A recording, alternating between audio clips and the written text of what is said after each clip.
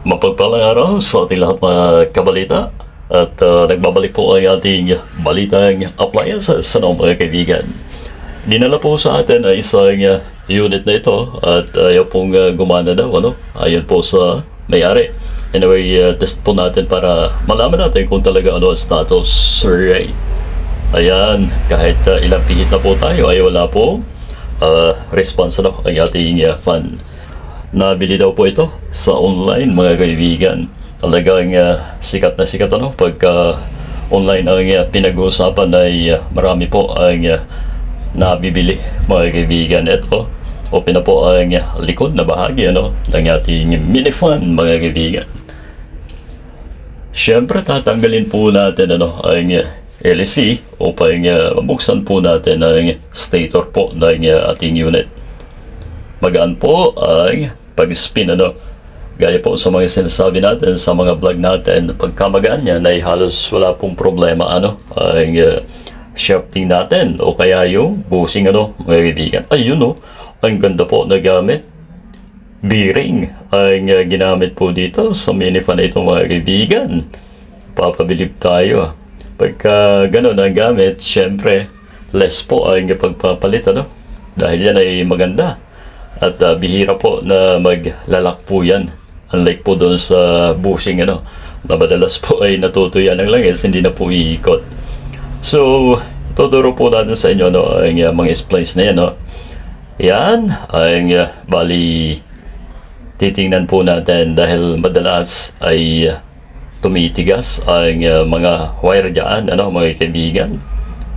Bubungkalin po natin,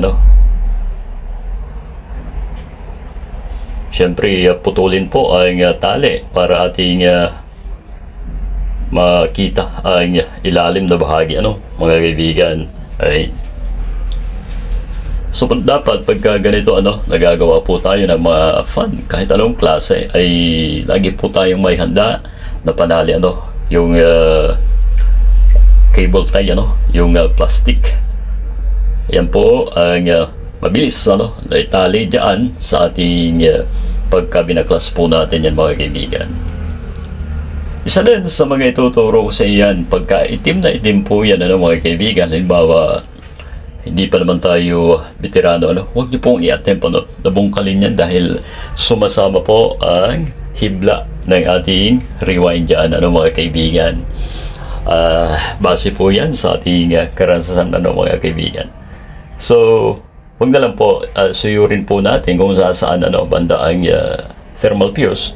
And then gawan po natin ang paraan upang may lagay yung bagong fuse mga kaibigan. Dahil mahirap po pagka yan ay nahila. Ayan sobrang tigas mga kabalita. O yan. Kunting pagkakamali ay imbes na magawa ay lalong nasira ang ating unit na ito. Ganun po at ganun ang ating nararanasan pagka gumagawa. Yung mga wire po kasi ay tumitigas. So pag resume po natin na gagamitin ay hindi na po gagana dahil yan ay wala na pong contact at yung fuse po natin ay nasira na rin po yan malamang. Bali papalitan na lang po natin ng panibago. Alright. Ayan, ang thermal fuse po mga kaibigan. Yung puti po na yan, nakahalo po talaga yan dyan sa ating mga splice sa dulo. At nakabalot ng insulator mga kaibigan. O dikit na dikit, talagang ayaw magpatanggal. Ayan itim na itim po. Pero dito sa video natin, nais ko pong ibahagi sa inyo kung paano baklasin ang kabuuan yan. Doon sa sa mga electric pan na branded gaya po ng Hanabishi o iba pang unit ay talagang may balot po yan na hindi po tumitigas yung wire po kahit na uminit ay consistent yung pagka-plexi. Pero dito sa mga ganito ay talaga pahirapan po. So dapat ay ingat dahil unang-una ay maliit lamang pong unit. Ayan isa pa yung problema mga kaibigan, pagka natalupan nilalagyan po natin ng tape, ano? Pagkatapos po natin na paghiwa-hiwalayin ang hibla na yan, dahil pagka magkadikit ay pwede po na mag-short, ano? Nag-cause po ng pag-init, and then masusunog po ang ating motor, ano? So delikado mga kaibigan. Ayan, kakabit po natin itong thermal fuse po natin, and then itali po ng maayos at ibalot ang ating mga inopen, ano, diyan sa wire na yan. Ayan na po ang thermal fuse po natin mga kaibigan. Parehas po ang specs ng piyesa na yan.